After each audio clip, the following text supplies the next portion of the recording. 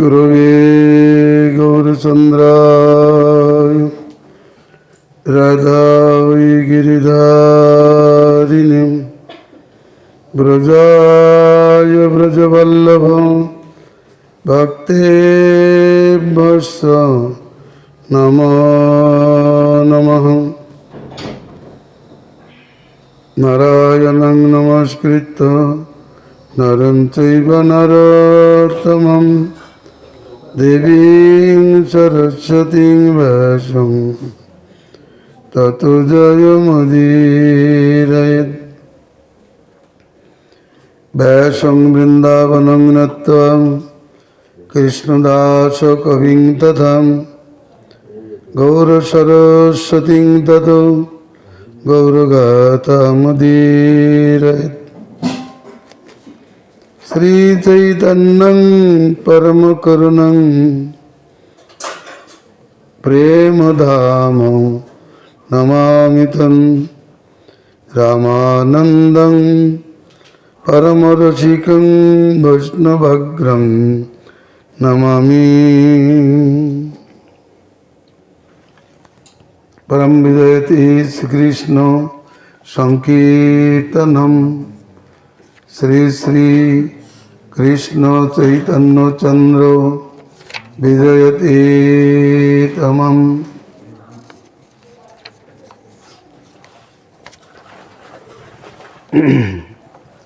श्री श्री चैतन्य चरितामृत मध्यलीला अष्टम परिच्छेदे रामानंद संवाद साध्य साधन तत्व आमादेर आलोच्य विषय। कয়েকদিন যাবৎ কৃষ্ণের রাধাভাব গ্রহণ বিষয়, তার ভগবত্তাবিলাস, গৌরস্বরূপের ভগবত্তাবিলাস এবং তার গুণাবলীর বিষয়ে আলোচনা করেছি। আরাধ্যের মাহাত্ম্য জ্ঞান অবশ্য প্রয়োজন।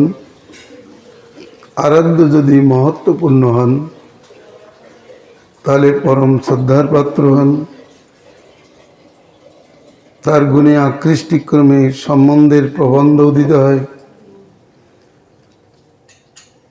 যদি গুণে আকৃষ্টি না হয় তাহলে তার প্রতি শ্রদ্ধা ভক্তি প্রীতি হতেই পারে না।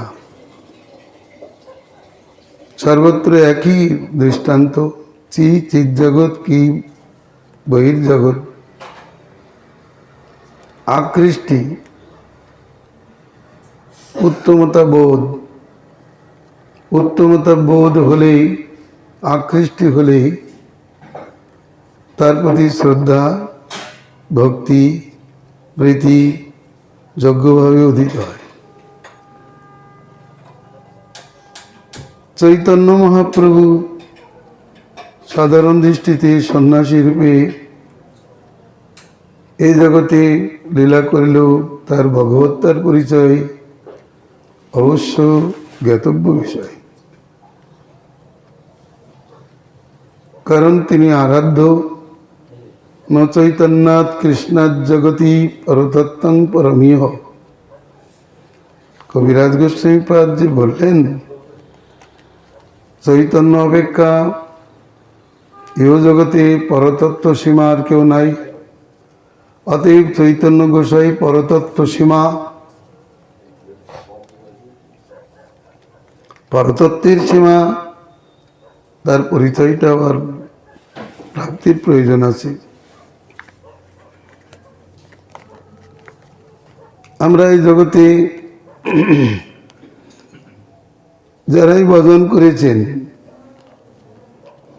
তারাও সকলেই আরাধ্যের গুণে আকৃষ্ট হয়েই ভজন করেছেন। ধর্মের উপাদেয়তা জানতে পেরেই ভজন করেছেন।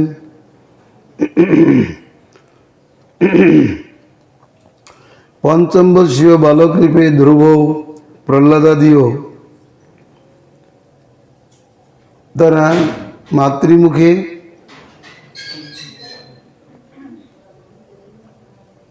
জানতে পেরে, তার গুরুত্ব বোধ করে, তার মহত্ব বোধ করে, তাদের ভজনের প্রয়োজনীয়তা বোধ করেই ভজন করেছেন। সেই জন্য প্রেম বিলাস প্রাপ্তি অর্থে চৈতন্যদেবের চরণাশ্রয়ের প্রয়োজনীয়তা প্রবোধানন্দ সরস্বতী ঠাকুর বলেছেন।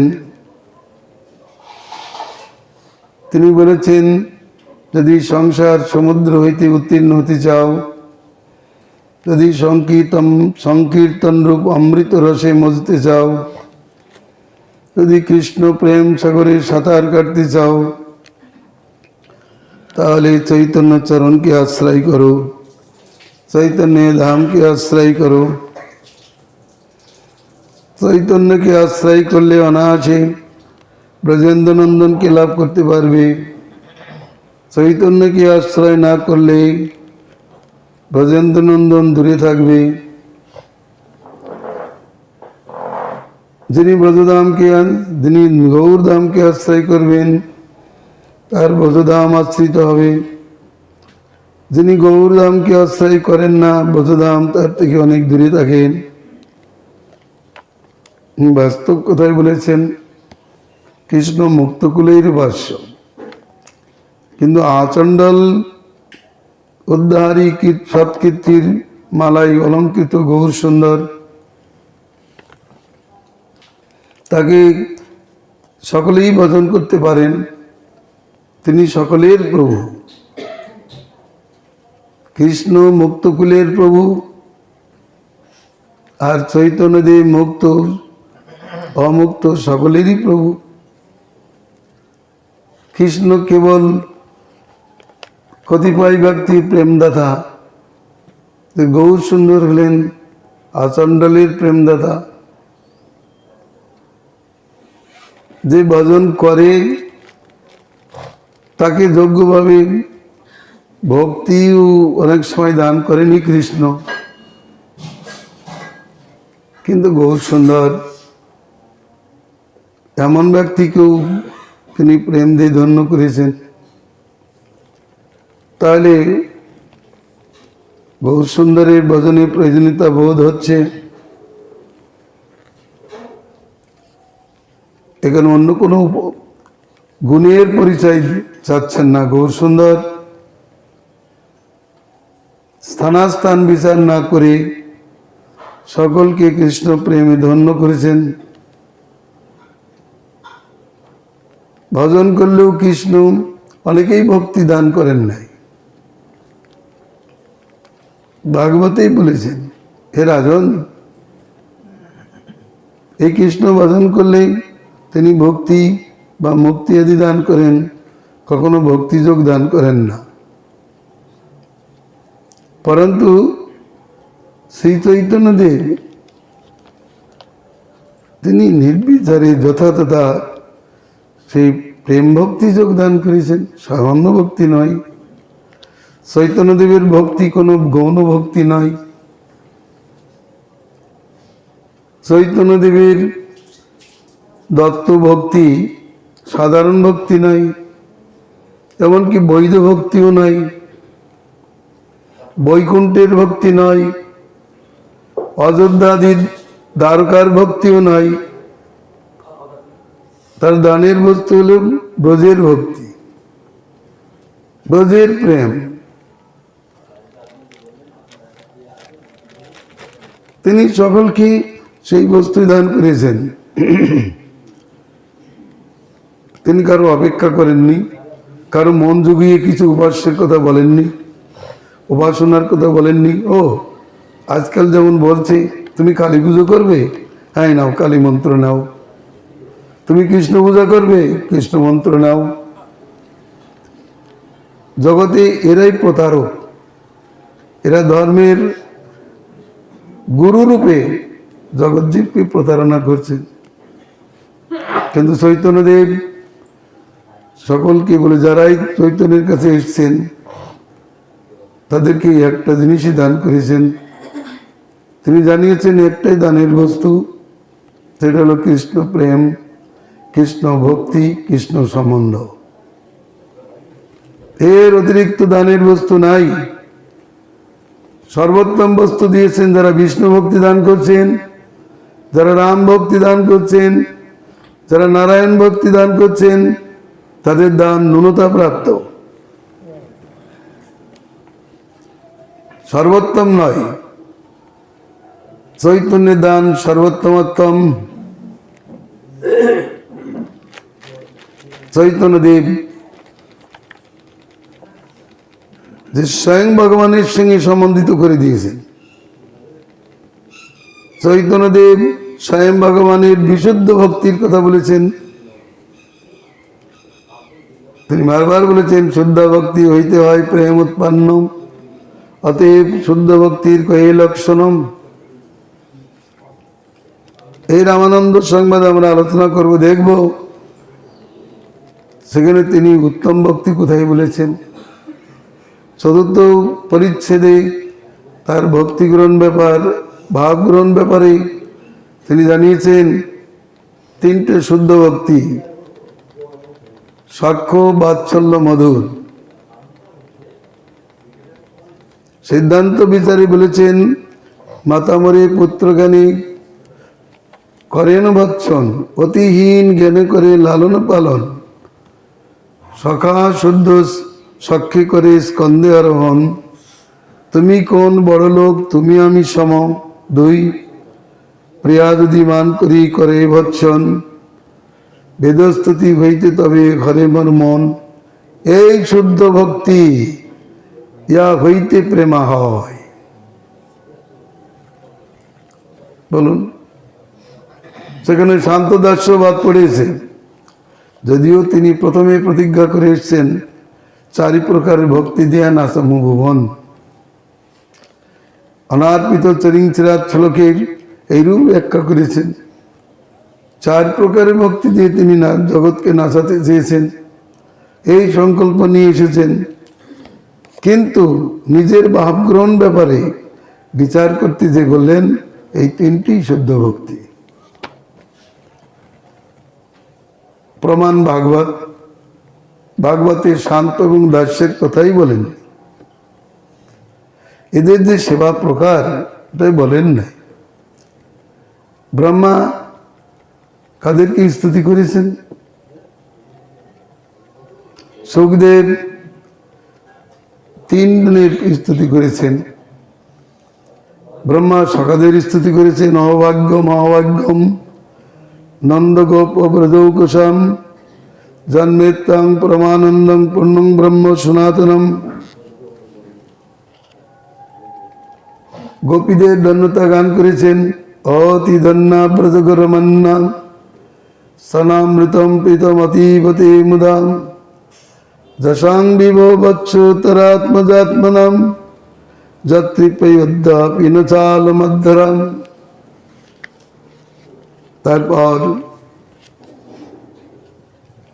গোপীগণের শ্রেষ্ঠতা গান করেছেন উদ্ধবাদী, কারণ তাদের ওই ভক্তিযোগ সর্বোত্তম, যাতে ভগবান প্রসন্ন হন। দাসদের ভক্তিতে যে ভগবান প্রসন্ন নয়েন এমনটি না, কিন্তু তার অভিপ্রেত কি? তিনি নিজ মুখেই স্বীকার করেছেন এই তিনটি শুদ্ধ ভক্তি।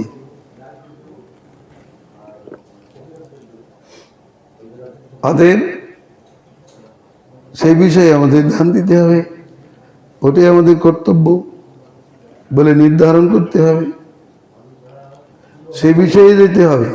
আমি ইচ্ছা মতো কিছু ভক্তি করব, সেটা ধর্ম হবে না।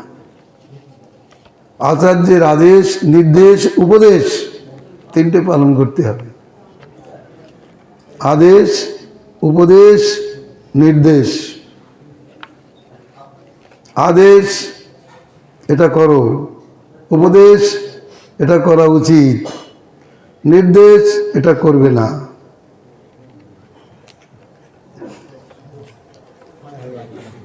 নিষেধমূলক যে আদেশ সেটা নির্দেশ। কি বলেছেন? আমার প্রতি স্নেহ যদি থাকে সবাকার, তবে কৃষ্ণ ব্যতিরিক্ত না গাইবার, এটা নির্দেশ। সকলকে বলেছেন তিনি, হরে কৃষ্ণের বঙ্গনন বিদেনা কীর্তিত হো, হাসি মুখে প্রেম দৃষ্টে চাই, করিয়া কলমশ নাশ প্রেমেতে ডোবাই। সকলকে দেখে তিনি কৃষ্ণ বলো, বলো কৃষ্ণ, ভজ কৃষ্ণ, করো কৃষ্ণ শিক্ষা, এই উপদেশ করেছেন, আদেশও করেছেন।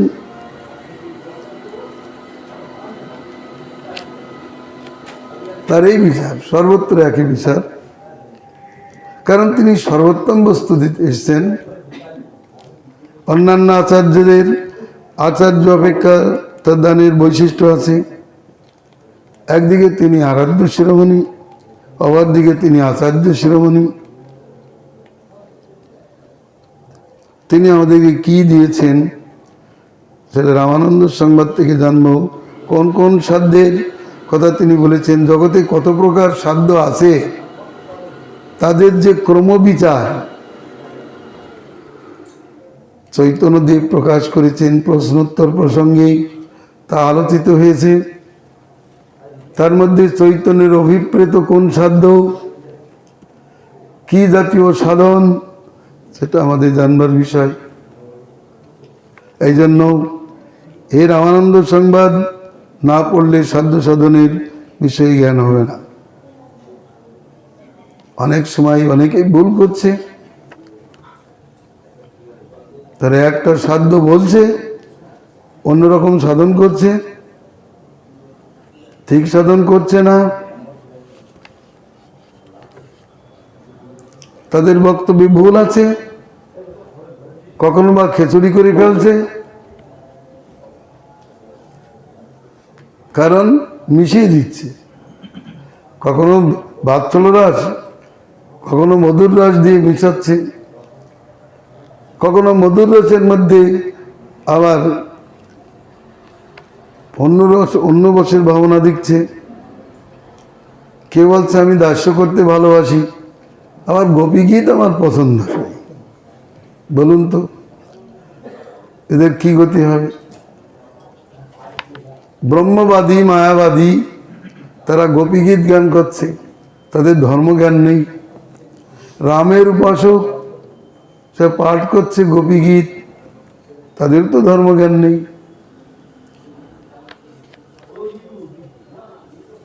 আবার গোপালের মা সেজে বসে আছে, ওদিকে গোপী গীত গাচ্ছে, এদের কি ধর্মজ্ঞান আছে? কি সাধ্য কি সাধন, এ জ্ঞান নেই। চৈতন্যদেব এত সুন্দর করে বুঝিয়ে দিলেন, তথাপি মানুষ ভুল পথে চলছে।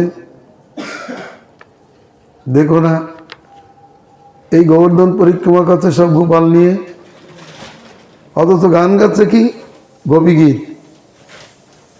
ভাগবতে গোপী গীত হলে তারা নাচতে থাকে চরমভাবে। কাকে কিভাবে ভজন করতে হয় সেই জ্ঞানটুকুই নেই।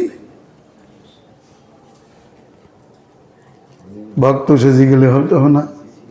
চৈতন্যদেব রসাভাসকে মোটেই পছন্দ করেননি। সিদ্ধান্ত বিরোধ আর রসাভাস দোষ, এই দুটো হলে মহাপ্রভু রুষ্ট হতেন। আর এই চৈতন্যের সম্প্রদায় যদি এরকম হয়, তাহলে তারা কি চৈতন্যের কি ভাবাজন হবে? ভালো করে শুনতে হবে। সঞ্চার্য রামা বিধভক্ত মেঘে সভক্তি সিদ্ধান্ত চয়ামৃতানি গৌরাব্দিরে তৈরমনাবিতীর্ণৈ তদ্গত রত্নালয়তং প্রয়াতি। সিদ্ধান্তামৃত সমুদ্ররূপ শ্রী গৌরাঙ্গ রামানন্দ নামক ভক্ত মেঘে স্বভক্তি সিদ্ধান্তামৃত সঞ্চারণ করিয়া তৎকর্তৃক বিস্তীর্ণ সেই ভক্তি সিদ্ধান্ত দ্বারা পুনরায় স্বয়ং ভক্তির তত্ত্বজ্ঞতারূপ সমুদ্রতা লাভ করিলেন। কোনো কোনো মূর্খ উক্তি করেন চৈতন্যদেব সাধ্য সাধন জানতেন না, সেই জন্য রামানন্দের কাছে জিজ্ঞাসা করেছিলেন। কিন্তু জিজ্ঞাসা কত প্রকারে হয় সেটাও জানার দরকার আছে।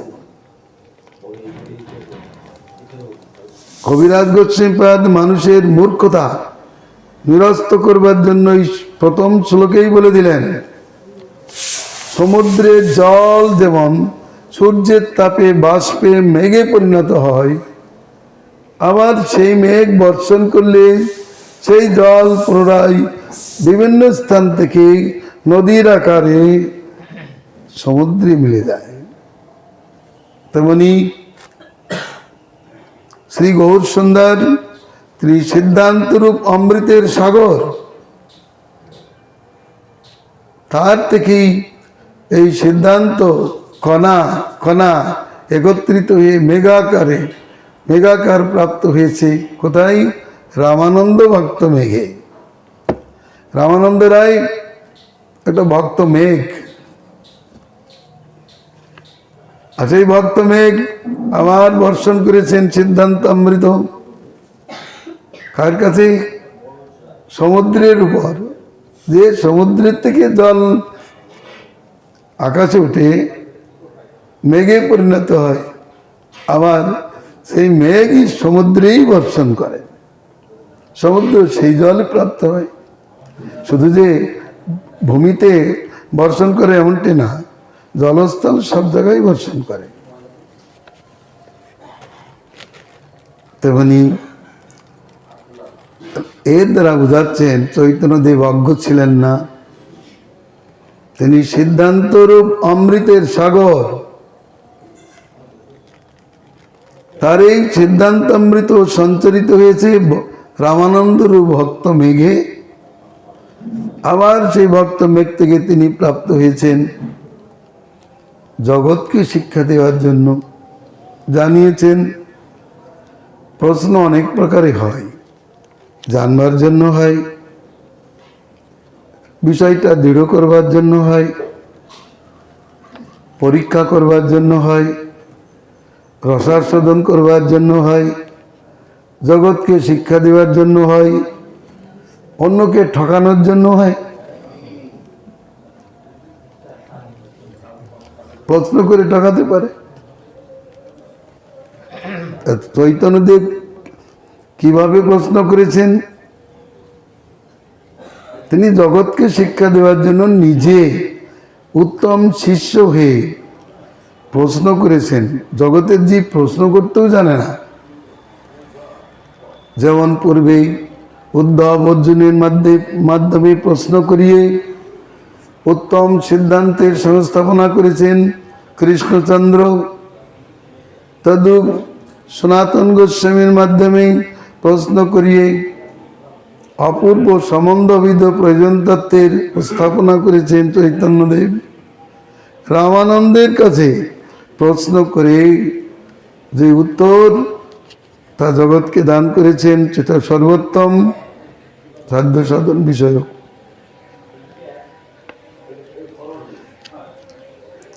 অতএব চৈতন্যদেব সর্বজ্ঞ হয়েও প্রশ্ন করেছেন। তার প্রমাণ ইও হয় আগে কহার, ইও বাহ্য আগে কহার। কোনো মূর্খ কি এই কথা বলতে পারেন যে গুরুদেব আপনি যা বললেন এটা বাহ্য? কেউ বলতে পারে না, কোনো মূর্খ বলতে পারে না। চৈতন্যদেব বলেছেন কেন? উত্তর সাধ্যের কাছে যাওয়ার জন্য তিনি উপদেশ করেছেন। মানুষ সামান্য সাধ্যে নিবিষ্ট চিত্ত হয়ে অবস্থান করে, তারা উত্তম সাধ্যের কাছে পৌঁছাতে পারছে না। সামান্য গীতার কথা নিয়েই তারা মত্ত, সামান্য শরণাগতি শাস্ত্র নিয়েই মত্ত। অন্যের কি কথা? যে মাধ্যাচার্যপাদ যে সম্প্রদায় প্রতিষ্ঠা করলেন, তিনি কি সাধ্য সাধনের কথা বলেছেন? শ্রীমান মহাপ্রভু যখন দক্ষিণ ভারতে গিয়েছিলেন, উডুপিতে গিয়েছিলেন, তখন রঘুবর্য আচার্য ছিলেন, রঘুবর্য তীর্থ আচার্য ছিলেন। চৈতন্যদেব প্রশ্ন করলেন, আপনাদের এই সম্প্রদায়ের সাধ্য কি, সাধন কি বলুন। তিনি উত্তর দিলেন, বর্ণাশ্রম ধর্ম পালন, কৃষ্ণে কর্মার্পণ, কৃষ্ণ ভক্তের হয় এই শ্রেষ্ঠ সাধন। আর চতুর্বিধ মুক্তি পাইয়া বৈকুণ্ঠে গমন, এই কৃষ্ণ ভক্তের শ্রেষ্ঠ সাধ্য। চৈতন্যদেব বললেন, কর্ম নিন্দা জ্ঞান নিন্দা ভাগবত করে, আর আপনাদের সম্প্রদায় এইগুলি চিহ্ন, আপনি এইরূপ সাধ্য করলেন আর এইরূপ সাধন করলেন। তখন তিনি নিজেই সিদ্ধান্ত দিলেন, শ্রীমদ্ ভাগবত থেকে তিনি স্বীকার করলেন, বললেন যে ঠিকই বলেছেন চৈতন্যদেব, কিন্তু আমরা তো সম্প্রদায় অনুরোধে এটাই মানি, আর আমি এটা না মানলেই গুরুপদে থাকতে পারবো না। এখানকার গুরু হতে গেলে ওই সিদ্ধান্তই মানতে হবে। আশ্লিষ্ট দোষ এসে গেল। উত্তম জ্ঞান করলেন চৈতন্য শিক্ষা, কিন্তু ওটা গ্রহণ করতে পারলেন না। চিন্তা করুন, এমন ভাবে অন্যান্য সম্প্রদায়দের মধ্যেও যে বিচারধারা রয়েছে, তারা শ্রেষ্ঠ বস্তু পরিচয় দিতে পারেন না। চৈতন্যদেব সর্বজ্ঞতার গুণী সকলকে সর্বোত্তম বস্তু দান করেছেন। জয় জয় শ্রী চৈতন্য, জয় নিত্যানন্দ, জয় অদ্বৈত চন্দ্র, জয় গৌরভক্ত বৃন্দ। চৈতন্যদেব কৃষ্ণ কৃষ্ণ কৃষ্ণ কৃষ্ণ কৃষ্ণ কৃষ্ণ কৃষ্ণ হে এই কীর্তন করতে করতে যাত্রা করেছেন দক্ষিণ ভারতের দিকে। রাম রাঘব রাম রাঘব রাম রাঘব রক্ষমাম, কৃষ্ণ কেশব কৃষ্ণ কেশব কৃষ্ণ কেশব পাইমাম গান করে চলেছেন। সর্বত্র বৃন্দাবন উদ্যোগনে বিভোর। বন দেখলেই মনে হয় বৃন্দাবন, পর্বত দেখলেই মনে হয় গোবর্ধন, যা যা নদী দেখে মানায় কালিন্দী। তিনি সেখানেই স্নানাদি করেন, ভাবে বিভোর আছে। রাধা ভাবেই গান করতে করতে চলেছেন। তিনি কোনো ভক্তের ভাবে, তিনি ধ্রুব প্রহ্লাদ বা অন্য কোনো ভক্তের ভাবে হরিনাম করতে করতে যান নাই। তিনি এই কৃষ্ণনাম কীর্তন করেছেন সম্পূর্ণ রাধার ভাবে। তার জন্যই তিনি রাধা ভাবে রাম রাঘব রাম রাঘব রাম রাঘব রক্ষমাম ইত্যাদি বলেছেন। কোন পদ আগে গিয়েছেন? কৃষ্ণ কেশব কৃষ্ণ কেশব কৃষ্ণ কেশব রাম রাঘব রাম রাঘব রাম রাঘব রক্ষমাম। প্রথমে কৃষ্ণ কেশব, কারণ বংশীধ্বনি দ্বারা রাধারানী যেন বলছেন, হে কৃষ্ণ, তুমি তো বংশীধ্বনি দ্বারা আমাকে আকর্ষণ করো, কিন্তু সেই তুমি কোথায়? তুমি না কত আদর করে কুঞ্জে আমার কেশ বনিয়ে দিয়েছিলে। হে কেশব, তুমি কোথায়? তুমি আমাকে রক্ষা করো। হে রাম, কুঞ্জে আমার সেই তুমি ভ্রমণ করে প্রেমানন্দ লাভ করেছিলে, সেই এখন তুমি কোথায়? আমি তোমাকে বিনা যেন প্রাণান্ত দশায় অধিবাস করছি। হে রাঘব, তুমি আমার সঙ্গে বিহার হেতু অত্যন্ত মন্মত তর্পণ সোয়াপ্রাপ্ত হয়েছিলে, তাই তখন তোমাকে আমি রাঘব বলে থাকি। তুমি এখন কোথায়? তুমি এখন আমাকে রক্ষা করো।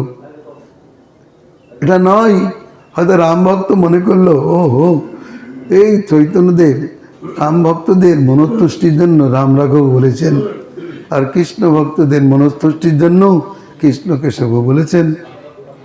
কারণ এই বৃন্দাবনে এক সম্প্রদায় আছে, তারা দুটোই একসঙ্গে গায়,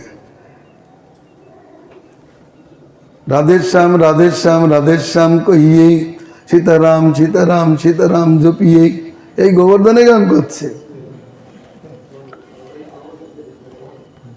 কিন্তু চৈতন্যদেব তিনি এরকম মিশ্রণ ভক্তির কথা বলেন নাই। তো ওইভাবে কীর্তন করতে করতে তিনি জীবনীর সঙ্গে উপস্থিত হলেন। সেখানে যে তাকে প্রণাম করে প্রেমাবেশে নৃত্যগীতের অনুষ্ঠান করে চললেন। এভাবে নানা অতিক্রম করতে করতে গোদাবরীর তীরে উপস্থিত হলেন। গোদাবরী দর্শন করে যমুনা ভ্রমে পড়ে গেলেন। গোদাবরী পূর্ব তীরে স্নান করলেন। গোদাবরী দেখি হইল যমুনা স্মরণ, তীরে বন দেখি স্মৃতি হইল বৃন্দাবন। সেই বনে কতক্ষণ করি নিত্য গান, গোদাবরী পার হইয়া তা কইল স্নান। ঘাট ছাড়ি কত দূরে জল সন্নিধানে, বসি প্রভু করে কৃষ্ণ নাম সংকীর্তনে। হেনকালে রামানন্দ রায় দলাযোগী ব্রাহ্মণ সহ গোদাবরী স্নানে উপস্থিত হলেন। এবার মিলন, অপূর্ব মিলন। যেমন যমুনার তীরে রাধা বিশাখার মিলন, তেমনি গোদাবরীর তীরে রামানন্দ রায় চৈতন্যের মিলন। বিধিমতে তিনি স্নান করে উঠেছেন। দেখেন একজন সন্ন্যাসী বসে জপ করছেন। সেই সন্ন্যাসী কিন্তু রামানন্দের সঙ্গে মিলিত হওয়ার জন্য ব্যস্ত। কারণ যখন এই দক্ষিণ ভারত যাত্রা করেছিলেন, সার্বভৌমাচার্য বলেছিলেন, প্রভু তোমার সম্ভাষণযোগ্য একজন ব্যক্তি আছেন গোদাবরী তীরে রাজমন্দিরে, তার নাম রামানন্দ রায়। আমি বেশি কিছু বলবো না, তুমি তার সঙ্গে মিলিত হলেই বুঝতে পারবে সে কেমন। সেই ভট্টাচার্যের কথাই তিনি অপেক্ষা করছেন। প্রভু তারে দেখি জানিল এই রাম রায়, তারে মিলিতে প্রভুর মন উঠি দায়। তথাপি ধৈর্য ধরি প্রভু রহিলা বসিয়াম, রামানন্দ রায় আইলে অপূর্ব সন্ন্যাসী দেখিয়াম। শুদ্ধ শত সমকান্তি অরুণ বসন, সুবলিত প্রকাণ্ড দেহ কমল লোচন। দেখিয়া তার মনে হইল চমৎকার, আসিয়া করিল দণ্ডবত নমস্কার। উঠি প্রভু কয়ে উঠো কহ কৃষ্ণ কৃষ্ণম, তারে আলিঙ্গিতে প্রভুর হৃদয় সতৃষ্ণম। ভক্ত ভগবানের মিলন প্রসঙ্গ দেখুন। তথাপি পুছিল তুমি রায় রামানন্দ, তিও কয়ে হও মই দাস শূদ্র মন্দ।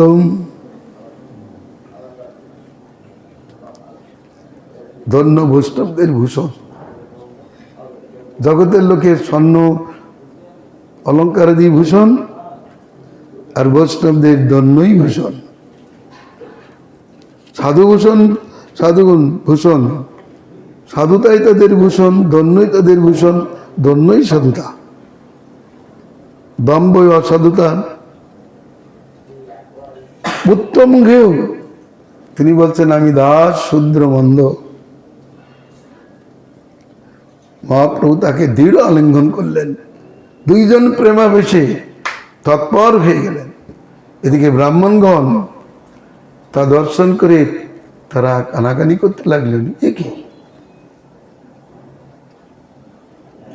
আমাদের রাজা শূদ্র, আর এই সন্ন্যাসী নিশ্চয়ই ব্রাহ্মণ সন্তান। আর সন্ন্যাসী তিনি কেন শূদ্রকে আলিঙ্গন করে এত ভাবাবিষ্ট হচ্ছেন? আর আমাদের রাজাও তো মহাধীর ব্যক্তি, একটা সন্ন্যাসীকে, অপরিচিত সন্ন্যাসীকে আলিঙ্গন করে এত ভাবপ্রাপ্ত হচ্ছেন কেন? মহাপ্রভু বুঝতে পারলেন এই ব্রাহ্মণগণ মূর্খ, এরা ভাব বিষয়ে অনভিজ্ঞ। অসৎ পাত্রে দান করলে যেমন দানের কোনো মূল্য থাকে না, তেমনি ভাবে তিনি ভাব সম্বরণ করে গেলেন ভিন্ন লোক হলে ভাবোদয় হয় না। চৈতন্যদেব বারবার সেবাচঙ্গনে নৃত্যকালে জানিয়েছেন। একসময় এক পয়প্রাণী ব্রহ্মচারী শিবাস পণ্ডিতের কাছে অনুরোধ করে তার ঘরে গোপনে ছিলেন। হরিকীর্তন করতে করতে, নৃত্য করতে করতে মহাপ্রভু বললেন, আজকে আমার প্রেম হচ্ছে না কেন? নিশ্চয়ই কোনো ভিন্ন লোক ঘরের ভিতরে আছে, অথবা আমি কোনো বৈষ্ণব অপরাধ করলাম কি? মহাপ্রভু বলছেন দুইটি কারণে প্রেমোল্লাস হবে না, যদি ভিন্ন লোক থাকে আর যদি বৈষ্ণব অপরাধ হয়। ভক্তগণ বলছেন, প্রভু আমরাই তো আছি, তাহলে আমরাই অপরাধী। আজ আমাদের জন্য আপনার প্রেমোল্লাস হচ্ছে না, কি কাজ? আবার নৃত্য করছেন। মহাপ্রভু বারবার বলছেন। শিবাস পণ্ডিত বললেন, প্রভু একটা নিবেদন করছি, যদি অভয় দান করেন, একজন পয়প্রাণী আপনাকে আপনার নৃত্য দেখবার জন্য ভিতরে আছে। বলে, এই তো আমি বুঝতে পেরেছি, এই জন্য আমার প্রেমোল্লাস হচ্ছে না। চিন্তা করুন। আর এখানে রামানন্দ রায়ের সঙ্গে মিলনী আমার ভক্তিবিনোদ ঠাকুর ব্যাখ্যা দিয়েছেন, যেন রাধার সহিত বিশাখার মিলন। সে ভাবের উদয় হয়েছে, কারণ চৈতন্যদেব যেখানে সেখানেই বৃন্দাবন, গোদাবরীতে বৃন্দাবন বা ভাব প্রকাশিত চৈতন্যচন্দ্রের কৃপায়। মিলনটি হলো মধুর। স্বাভাবিক প্রেম দুয়ার কইল উদয় করিলাম, দুয়ার আলিঙ্গিয়া দুগে ভূমিতে পড়িলাম। স্বাভাবিক শব্দটা ব্যবহার করেছেন এই জন্য সেই বৃন্দাবন ভাবে ভাবিত। শ্বেত কম্প পুলক অশ্রু বৈবর্ণাদি, দুইজনের মুখে কৃষ্ণ নাম। এসব দেখে ব্রাহ্মণগণ চমৎকৃত হয়ে গেলেন, বিচার করতে লাগলেন। কি বিচার করছেন? এই তো সন্ন্যাসী তেজ দেখি ব্রহ্ম সম, শূদ্রে আলিঙ্গিয়া কেনে করেন ক্রন্দন। এই মহারাজ মহাপণ্ডিত গম্ভীর, সন্ন্যাসীর স্পর্শে মাত্র কইলা স্থির। অজ্ঞজন ভাবের প্রকার জানতে পারে না। বিজাতীয় লোক দেখে মহাপ্রভু সম্বরণ করলেন, বলেন, সার্বভৌম ভট্টাচার্য তোমার সঙ্গে মিলিত হওয়ার জন্য আমাকে বলেছেন। আমার ইচ্ছা তোমার মুখে আমি হরিকথা শুনব। রামানন্দ রায় তো অত্যন্ত আনন্দিত হলেন। কিভাবে তিনি কৃতজ্ঞতা প্রকাশ করছেন? ওই রামানন্দ রায়কে সার্বভৌম ভট্টাচার্য পূর্বে ভাবুক বলে অবজ্ঞা করেছিলেন, কিন্তু চৈতন্যের কৃপা যখন প্রাপ্ত হলেন তখন তিনি বুঝতে পারলেন যে না, সামান্য কেউ না। কিন্তু রামানন্দ রায় কিচ্ছু মনে করেন নাই। তিনি বলছেন, রায় কয়ে সার্বভৌম করে বৃত্ত জ্ঞান, পরক সেও মোর ঘিতে হয় সাবধান। তার কৃপায় পাইন তোমার দর্শন, আজি সকাল হইল মোর মনুষ্য জনম। সার্বভৌমে তোমার কৃপা তার এই চিহ্ন, অস্পৃশ্য স্পর্শিলে হইয়া তার প্রেমাধীন। কা তুমি সাক্ষাৎ ঈশ্বর নারায়ণ, কামই রাজ সেবক বিষয় শুদ্ধাধম। মর স্পর্শে না করিলা ঘৃণা বেদ ভয়, মোর দর্শন তোমা বেদে নিষেধ। তোমার কৃপায় তোমায় করাই নিন্দ কর্ম, সাক্ষাৎ ঈশ্বরে তুমি কে জানে তোমার মর্ম। আমার নিস্তারিতে তোমারই আগমন, পরম দয়ালু তুমি পতির পাবন।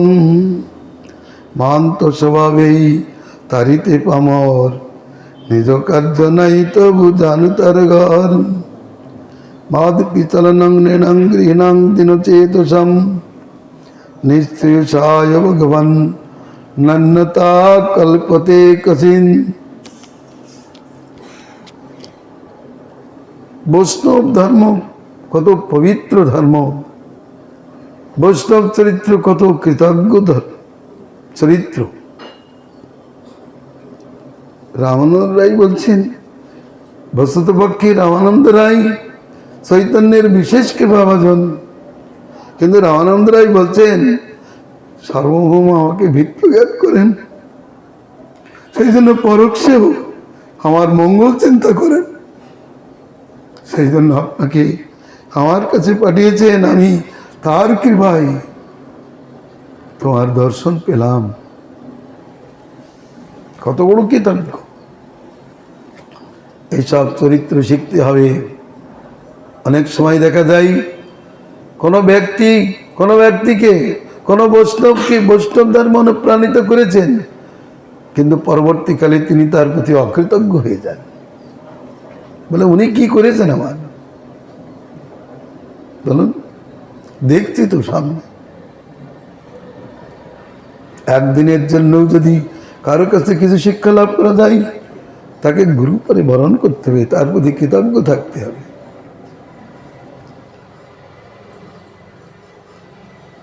বৈষ্ণব ধর্ম এই, তার দোষ না দেখে তিনি বললেন না ও সার্বভৌম আমাকে অবজ্ঞা করতেন, তা বলেন,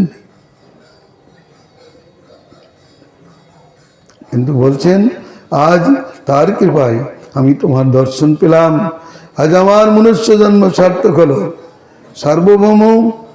সার্বভৌমের তোমার কৃপা আছে, এটা আমি নিজে অনুভব করছি। কেন, কিভাবে?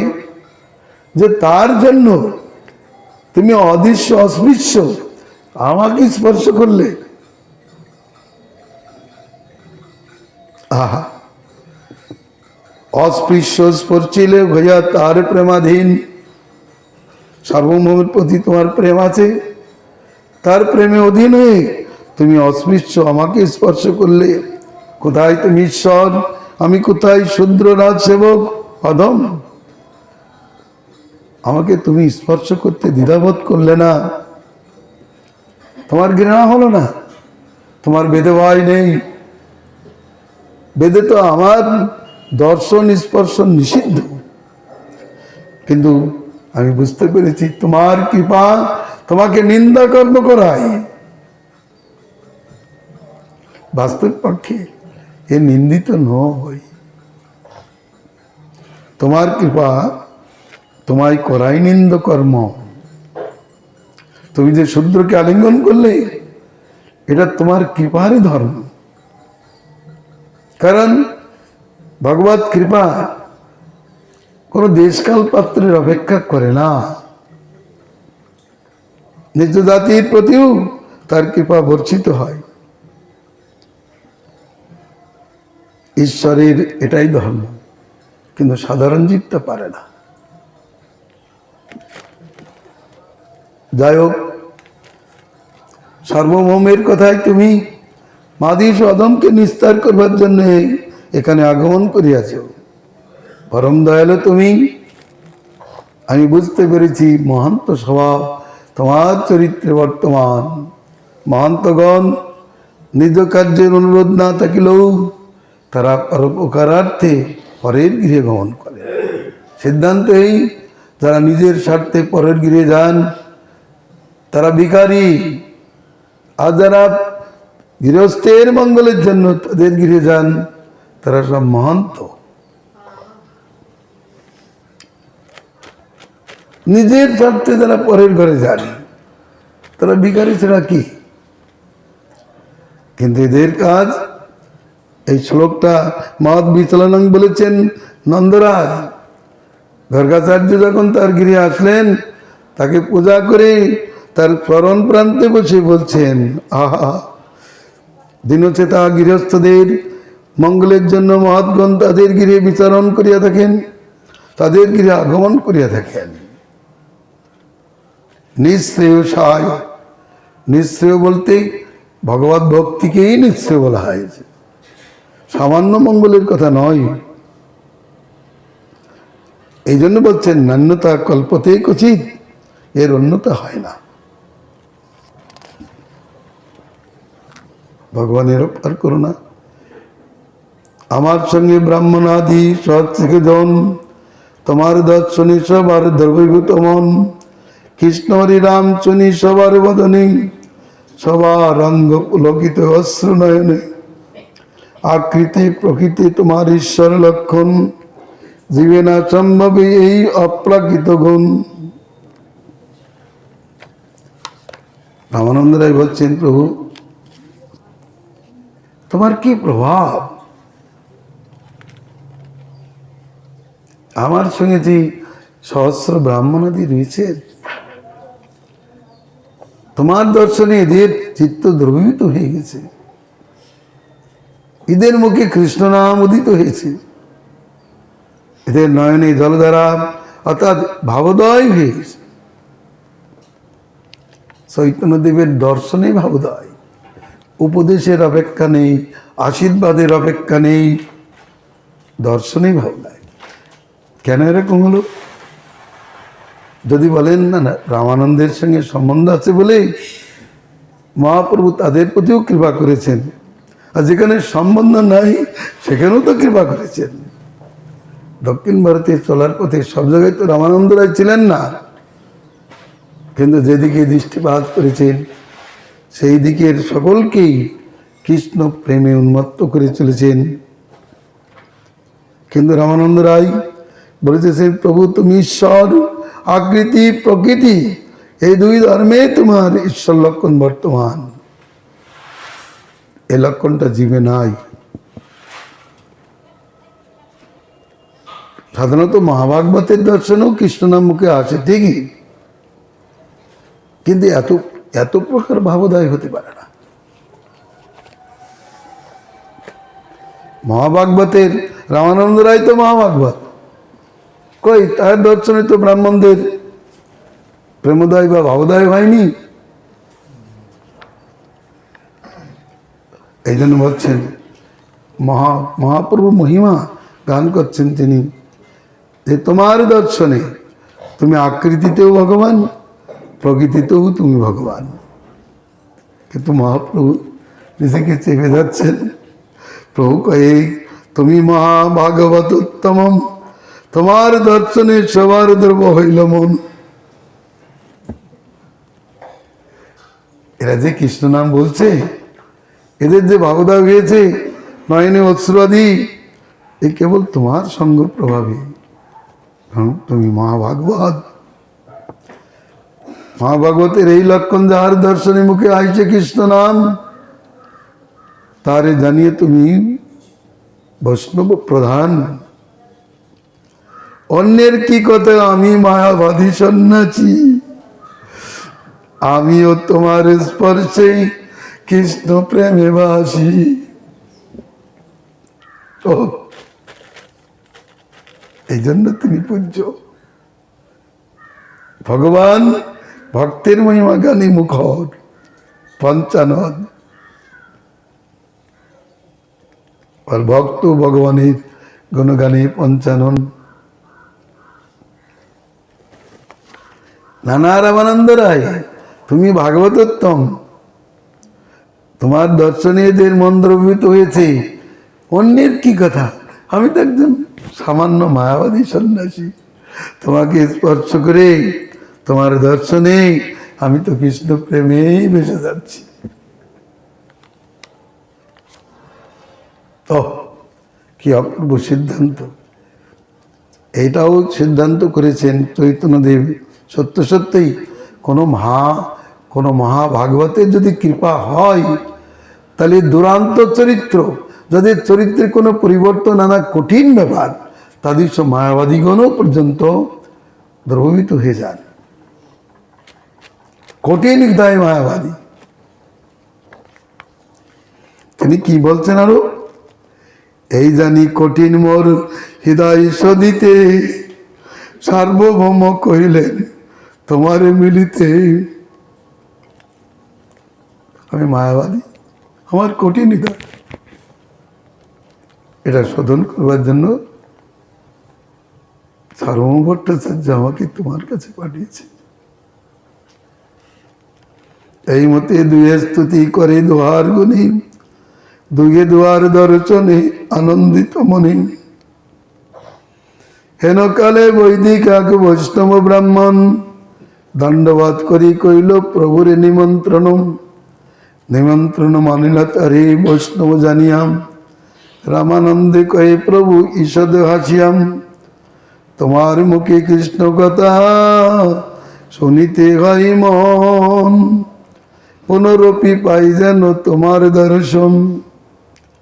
রায় কয়ে আইলা যদি পামর সধিতে, দর্শন মাত্রে শুদ্ধ নাহি মোর দুষ্ট চিত্তে। দিন পাদ সাথ রহি করো মার্জন, তবে শুদ্ধ হয় মোর এই দুষ্ট মন। বৈষ্ণব ব্যবহারটা এখান থেকে শিখতে হবে। সর্বজ্ঞ হয়েও অভিমান শূন্য, সর্বোত্তম হইয়াও দন্যের সাগর। ভগবানের পক্ষে দন্য করা আশ্চর্যকর নয়, আবার পরম ভাগবতের যে দন্য সেটাও পরিণিধানযোগ্য। তাই শাস্ত্রে বলেছেন ফলবন্ত বৃক্ষ আর গুণবন্ত জন, নম্রতা তার স্বভাব অনুক্ষণ। যে বৃক্ষটি ফলবন্ত তার শাখা ততই নত হয়, আর গুণবন্ত ব্যক্তি ততই দন্যের অধিকারী। উত্তমে অধম জ্ঞান আর অধমে উত্তম জ্ঞান। রামানন্দ রায় মহাপ্রভুর প্রস্তাব মেনে নিচ্ছেন। মহাপ্রভু বলছেন তোমার মুখে আমি কৃষ্ণ কথা শুনতে চাই, আমি যেন পুনরায় তোমার দর্শন পাই। ভগবানের কি ব্যাপার। আর রামানন্দ রায় বলছে প্রভু তুমি তো পামরকে শোধন করতে এসেছো, দুই একদিনে শোধিত হবে, 2-5 দিন 5-7 দিন তুমি থেকে এই অদমের চিত্তকে মার্জিত করো, আমার এই নিবেদন। এরপরেই শিক্ষা আরম্ভ হবে। তবে যদ্যপি বিচ্ছেদ দুয়ার শোন না যাই, তথাপি দণ্ডবাদ করি চলিলা রাম রাই। প্রভু যাই সেই বিপ্র গড়ে ভিক্ষা কইল, দুইজনার উৎকণ্ঠায় আসি সন্ধ্যা হইল। প্রভু চান কীর্ত করিয়াছেন বসিয়াম, এক বৃত্ত সঙ্গে রাই ইলীলায় আসিয়াম। নমস্কার কইল রাই, প্রভু কইল আলিঙ্গনে, দুইজনে কৃষ্ণ কথা কই সেই স্থানে। যদি বলেন আপনি রামানন্দ সংবাদ আলোচনা করবেন, তা আগে এত পড়ছেন কেন? বলে এটাও সাধ্য, বৈষ্ণবতাও সাধ্য। ভক্ত ভগবানের মিলন যদি দর্শন সৌভাগ্য না হয়, ভক্ত ভগবানের মিলনের কথা যদি না জানা যায়, তাহলে আমরাই বা কি করে ভগবানের সঙ্গে মিলিত হব? পূজ্যপাদ ভক্তিদায়ী বন মহারাজ বলছেন তুমি তো কৃষ্ণকে ডাকছো, ডাকলে কৃষ্ণ যদি তোমার কাছে আসে তাহলে কি বলবে? যদি কৃষ্ণ বলেন কেন ডাকছো বলো, সঙ্গে সঙ্গে উত্তর দাও। বলছে তোমাদের এখনো সেই কথা আসেনি, তোমরা সঙ্গে সঙ্গে উত্তর দিতে পারলে না। কৃষ্ণ যদি বলেন ডাকছো কেন, তার উত্তর তো দিতে হবে। যদি কেউ বলে গুরুদেব ডাকতে বলেছেন তাই ডাকি, কি জন্য ডাকতে হয় তা আমি তো জানি না। তাহলে ভগবান আসেন ডাকলে তিনি কৃতজ্ঞ, কিন্তু তারপর বলেন তুমি ডাকতে থাকো, কারণ তুমি ডাকার প্রয়োজনীয়তা বোধ করো নাই। আচ্ছা তুমি ডাকতে থাকো, আবার আসবো আমি। এটাও আমাদের সাধ্য বস্তু। বৈষ্ণব সংলাপ চৈতন্যদেব এখন তিনি একটা সন্ন্যাসীর ভূমিকায় রামানন্দ রায় রাজার ভূমিকায় না থেকে পরম বৈষ্ণব ভূমিকায় তাদের যে কথোপকথন, সেটা আমাদের শ্রাব্য, তাও আমাদের সাধ্য। এই জন্য প্রথমে ভূমিকা না হলে, গাছ না থাকলে ফল কোথার থেকে আসবে হঠাৎ করে?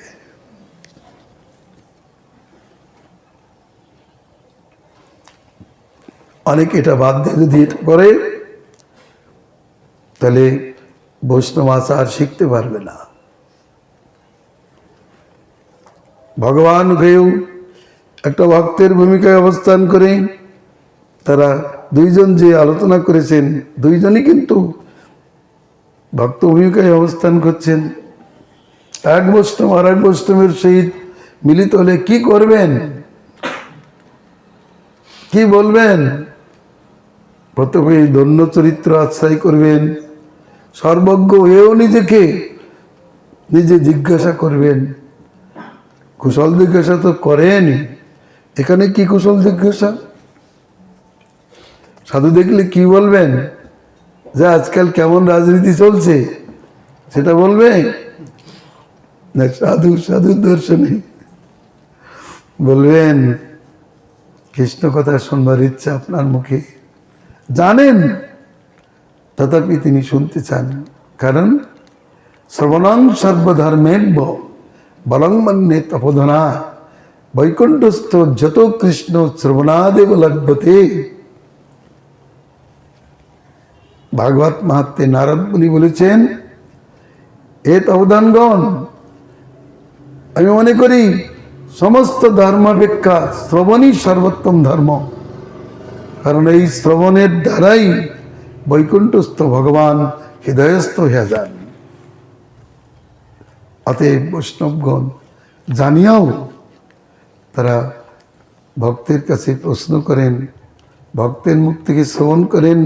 তাছাড়াও আনন্দ রস আস্বাদন করতে গেলে এমন তো চরিত্র আছেই, মদ্ভক্তা মদ্গত প্রাণা বধয়ন্ত পরস্পরম কতয়ন্ত সমং নিত্যম তো সন্তি রমন্তি সা।